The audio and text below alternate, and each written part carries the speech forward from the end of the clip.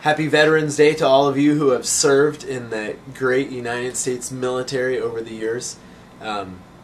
I was originally planning on today and Veterans Day on sharing from Joshua, who was a veteran of wars. But I remembered this book that I read a while back, Beyond Band of Brothers. It's the war memoirs of Major Dick Winters, and if you've watched the HBO Band of Brothers series, you know a little bit about him.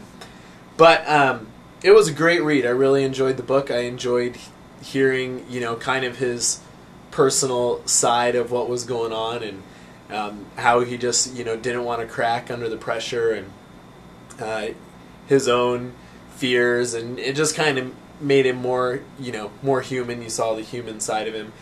But at the end of the book, page 293, he has leadership at the point of the bayonet, and he has 10 principles for leadership success that I think are really good, and I wanted to share those with you if you are striving to become a better leader and God has you in a position of leadership.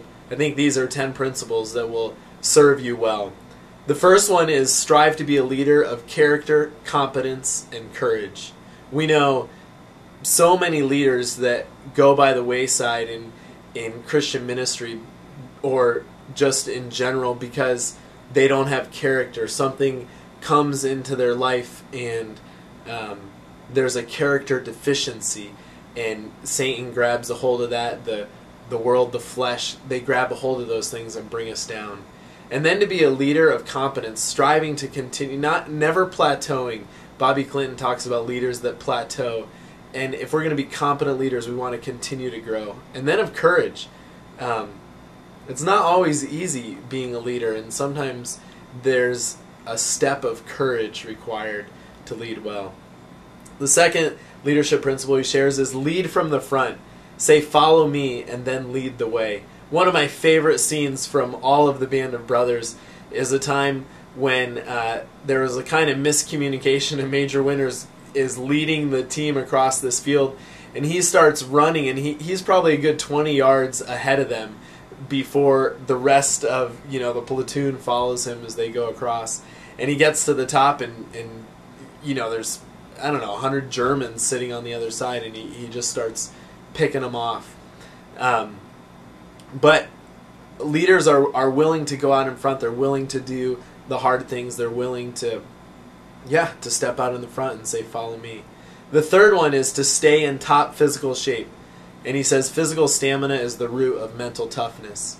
I know in my life, I feel so much better when I'm exercising, when I'm in shape. And just recently I've decided I really need to be serious about this. And it might be because a lot of my staff, currently one of the guys just finished an Ironman a couple weeks ago, and he gave me his old bike so I could get in shape. But so I have people in my life. I think we had a meeting at our house last night, and I believe that besides that dude, we had, I think, four people out of the 8 or 9 that were there that had completed marathons. One of them just a couple weeks ago did a half Ironman. So I have these people in my life that are kind of just by their lives encouraging me to get in better shape.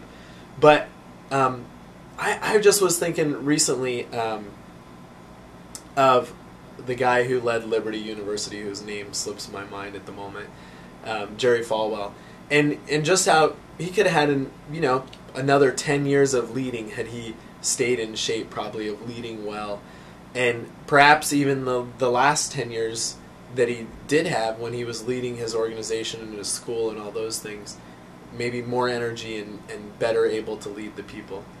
Fourth is develop your team. If you know your people, are fair in setting realistic goals and expectations, and lead by example, you will develop teamwork.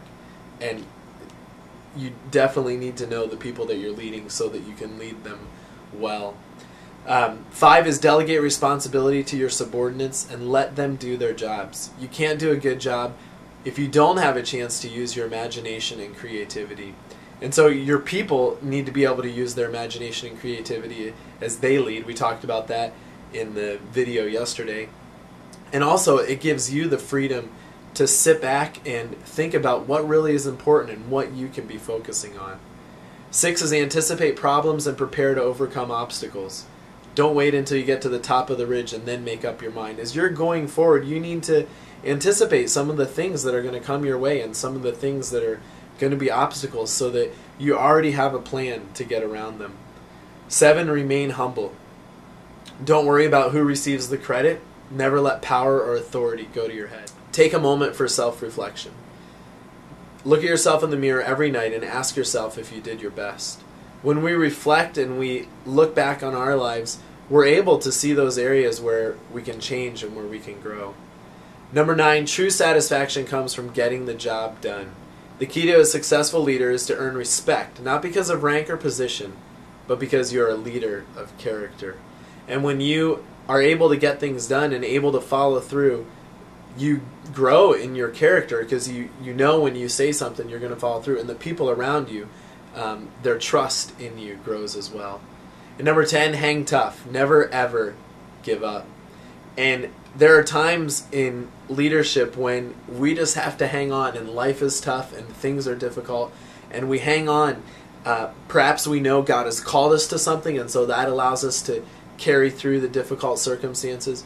Maybe we just know that what we're doing is of eternal value, and so we hang on and we continue doing what we're doing. But persistence is huge in life. When we want to succeed as a leader, we need to persist and to continue to follow through with the vision that God has given us for those that we lead. So veterans, thanks again for all that you do. We would not have the country, our world would look totally different if it wasn't for those who have served in the United States military in the years ahead. Thank you, and God bless. For those of you that are still in our military around the world, I pray for you on a regular basis, especially